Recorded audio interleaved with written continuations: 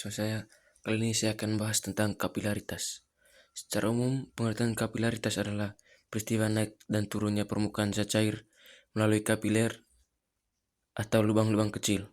Sementara pengertian dari kapilaritas terdapat menurut beberapa ahli. Yang pertama, Rudi Indrajit, yaitu kapilaritas sebagai peristiwa naik turunnya permukaan zat cair melalui lubang-lubang yang kecil.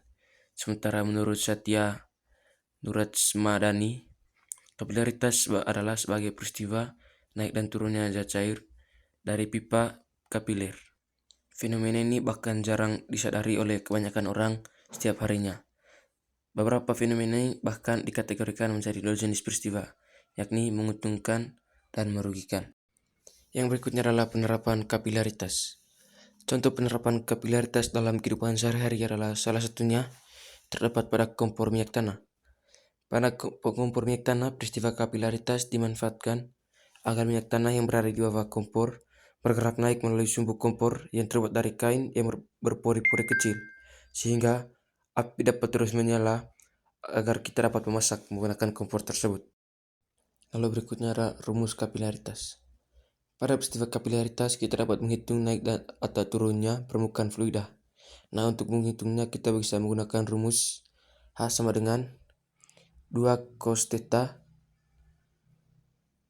per rho gravitasi kali jari-jari, di mana hanya itu sama dengan naik turun permukaan fluida dalam meter.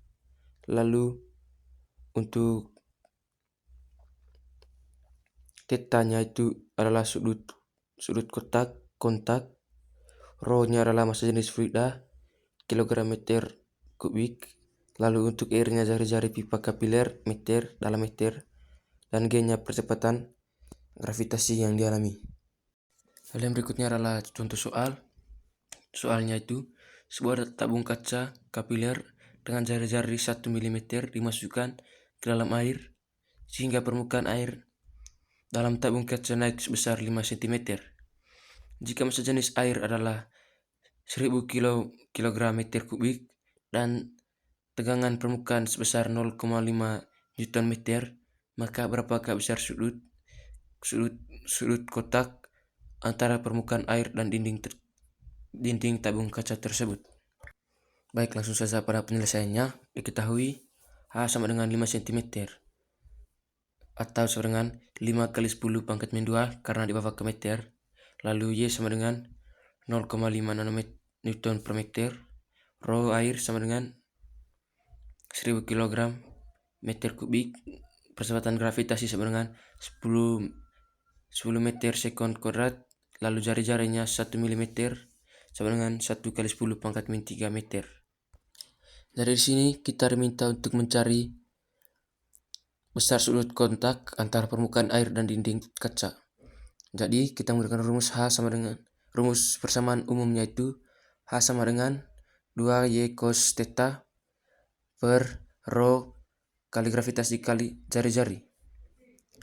5 kali 10 pangkat min 2 sama dengan 2 kali 0,5 cos theta per 1000 kali 10 kali 10 pangkat min 3. 5 kali 10 pangkat min 2 sama dengan cos theta per 10. Cos theta sama dengan 5 kali 10 pangkat min 1. Cos theta sama dengan 0,5. Cos theta sama dengan 60 derajat. Dari tegangan pada permukaan pada rumus tersebut maksudnya adalah gaya yang bekerja pada tiap satuan panjang bidang permukaan fluida.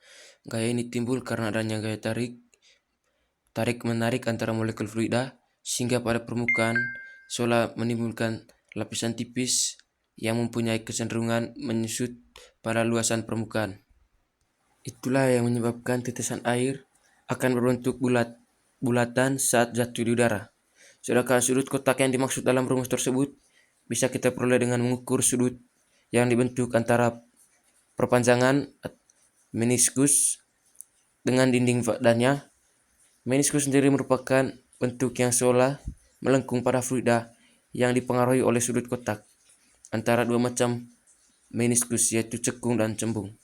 Untuk meniskus cekung, sudutnya bernilai antara 0 derajat sampai 90 derajat. Sedangkan untuk meniskus cembung, Surutnya bernilai antara 90 derajat sampai 180 derajat. Coba perhatikan pada gambar di bawah ini untuk tahu perbedaan antara meniskus cekung dan meniskus cembung. Dari gambar tersebut dapat dilihat bahwa saat terjadi meniskus cekung, permukaan fluida dalam pipa kapiler akan naik. Sebaliknya, saat terjadi meniskus cembung, permukaan fluida pada pipa kapiler akan turun. Meniskus cembung terjadi pada air yang berada dalam wadah kaca, karena air memiliki gaya adhesi yang lebih besar atau kuat dibandingkan gaya kohesinya. Sebaliknya, meniskus cembung terjadi pada raksa yang berada dalam wadah kaca, karena memiliki gaya kohesi lebih besar dibandingkan gaya adhesinya. Apa itu gaya kohesi dan adhesi? Kohesi adalah gaya tarik-menarik antara partikel yang sejenis, sedangkan adhesi adalah gaya tarik-menarik antara partikel yang berbeda jenis. Jika gaya kohesi lebih besar dari gaya adhesi, maka akan timbul meniskus cembung pada permukaan fluida. Contohnya yaitu raksa yang berada dalam wadah kaca. Sebaliknya, jika gaya adhesi lebih besar, maka gaya kohesi akan timbul meniskus cekung pada permukaan fluida. Contohnya yaitu air yang berada dalam wadah kaca.